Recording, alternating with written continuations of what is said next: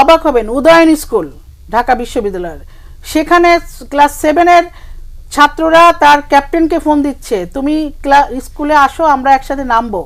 ওরা বলছে যে না, আমার মা আওয়ামী লীগের নেত্রী, আমি ওখানে যাব না। বলছে তুমি তো লিডার আমাদের, তুমি আসলে বেশি টাকা পাবে, আমরা টাকা পাচ্ছি। এইটা হচ্ছে বাস্তবতা। স্কুলে স্কুলে টাকা দেওয়া হচ্ছে, মাদ্রাসায় টাকা দেওয়া হচ্ছে। টাকা ছাড়া কি কেউ এইভাবে আন্দোলন করে এভাবে? এখন আমি চিন্তা করি যে এত অল্প বয়সে 8, 9-এ 10-এ থাকতে বা ইন্টারমিডিয়েট ফার্স্ট ইয়ার থাকতে এরা যদি এখনই ঘুষ খাওয়া শুরু করে দেয় আওয়ামী লীগের অভিযোগ অনুযায়ী, এরা বড় হলে তো একটা বেনজিরের বাপ হয়ে যাবে।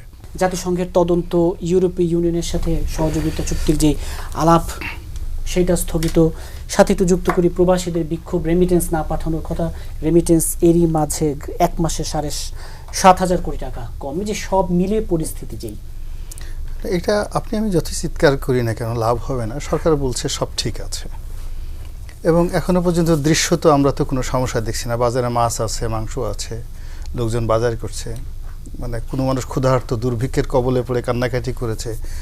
গুলি খেয়ে অনেক মানুষ মারা গেছে, পিটুনি খেয়ে মারা গেছে, কিন্তু না খেয়ে মানুষ মারা গেছে এটা তো এখনো পর্যন্ত হয়নি। তো কাজেই এই যে সকল অর্থনৈতিক বিদেশিরা টাকা পাঠাবে না বা যেসব সমস্যার কথা বলছে, ওটা আমরা যারা বিএনপি করি, আমাদের টাকার অভাব আছে, এটা আমাদের একটা মনোবেদনা, নিজেদের কষ্টটা আমরা আওয়ামী লীগের উপর চাপাই দিচ্ছি। আওয়ামী লীগের আসলে যেহেতু ফান্ড চালাচ্ছে তারা, বাংলাদেশ ব্যাংকে রিয়েলি কত টাকা আছে, অন্য ব্যাংকে কত টাকা আছে, তারপর তার দলের মধ্যে যে সকল নতুন অলিগার্স তৈরি হয়েছে, ধনী শ্রেণী তৈরি হয়েছে, বেনজির খেনজির যারা আছে, তাদের কাছে আসলে রিয়েলি কত টাকা আছে, এটা সরকারের বিভিন্ন গোয়েন্দা সংস্থার মাধ্যমে তারা জানে। যেহেতু তারা স্টিল নড়াচড়া করছে না, নড়াচড়া করছে যেহেতু দেশ চালাচ্ছে তারা, তো এটা নিয়ে আমি মনে করি একজন নাগরিক হিসেবে আমার এত চিন্তিত হওয়ার কিছু নেই। আমি যেটা নিয়ে চিন্তা করছি ছেলে মেয়েদেরকে নিয়ে, যে রাস্তায় যারা আছে, যখন এই ছেলে মেয়েদেরকে বলা হলো যে প্রধানমন্ত্রী কিন্তু আসলে সবাইকে তিনি বলছেন, আমি ঢালাওভাবে বলিনি, আমি বলছি শুধু রাজাকারের যারা বাচ্চা শুধু তাদেরকে।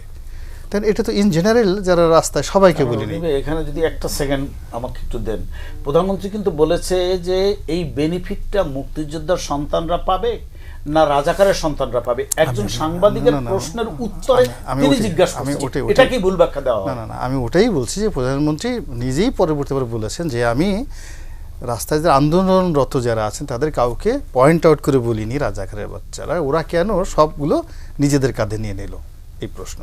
এখন আমারও একই প্রশ্ন যে প্রধানমন্ত্রীর একেবারে একটা সরল স্বগোক্তি, সাংবাদিক প্রশ্ন করেছে, তার জবাবে তিনি কাউন্টার প্রশ্ন করেছেন।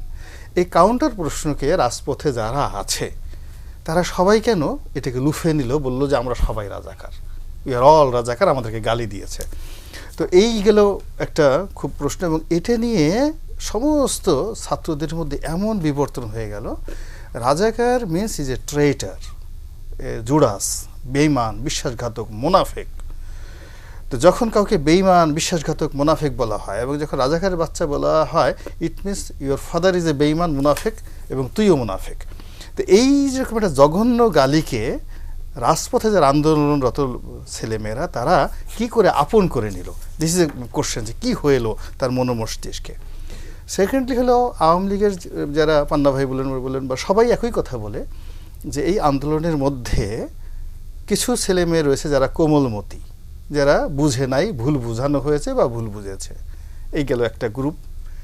কিছু গ্রুপ আছে যারা প্রচুর টাকা পেয়েছে, প্রথমত টাকা দেওয়া হয়েছে দেশি বিদেশি সূত্র থেকে, এবং এই যে যাদেরকে টাকা দিয়ে বিরিয়ানি দিয়ে স্কুলের মানে উদয়ন স্কুলের ছেলে মেয়েদেরকে যদি টাকা দিয়ে নিয়ে থাকে।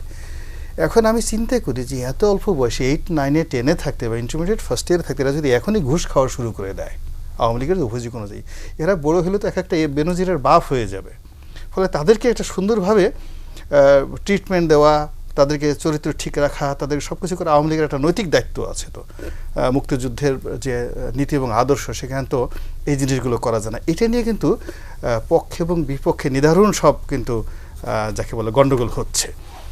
এরপরে আবার আজকে আমি যেটা শুনলাম এখানে, এই কয়েকদিন এইভাবে শুনিনি যে আন্দোলনকারীদের মধ্যে যারা বোরকা পরে আসছেন এদের হাতে লাঠি ছিল, এবং অনেক ছেলে সেখানে বোরকা পরে এই আন্দোলনে অপকর্ম আমিও করেছে। শুনিনি। এই আজকে ফার্স্ট শুনলাম। তো এটাতে দেখা যাচ্ছে যে কোড়াল হাতে নিয়ে হাঁটছে মেয়েরা, মানে এটা এই দেখোনি? হ্যাঁ, না, আমি না, দেখি নাই। সব লাঠি। বাহ। যাক না, লাঠি এটা পাঠি একটু দেন, এটা- আপনি একটু দেখেন। যাক এনিওয়ে এটা আপনার এগুলা বানানো, এগুলা অনেক না কিছু না না না বানানো না যায়, না, বানা ভাই, আমি এখন সবই সত্য এগুলাই- ধরে নিলাম, সত্য এগুলাই না না সব- আপা আপা আমি সবই একটু ধরে দেখেন। নিলাম। কিন্তু আমি যেটা ভয় পাচ্ছি যে এই যে রাস্তায় এখন যারা আন্দোলন কোমলমতি যারা লোকজন আছে, ছেলেমেয়েরা এই যে আছে, শুক্রবারও কর্মসূচি শুক্রবারের আছে। কর্মসূচি, তারা যদি এইরকম এই আজকের এই টকশো দেখে যদি তাদের সন্দেহটা বেড়ে যায় যে তাদের মধ্যে কোনো জামাত শিবিরের কোনো লোক এইভাবে পুরুষ বোরকা পরে আমাদের কাছে আসছে স্যাবোটাইজ করার জন্য, এই বলে যদি তারা কোনো মহিলার বোরকা খোলা শুরু করে দেয়, তাহলে তো বাংলাদেশে কেয়ামত হয়ে যাবে, রীতিমতো কেয়ামত হয়ে যাবে, ডেঞ্জারাস এলিমেন্ট।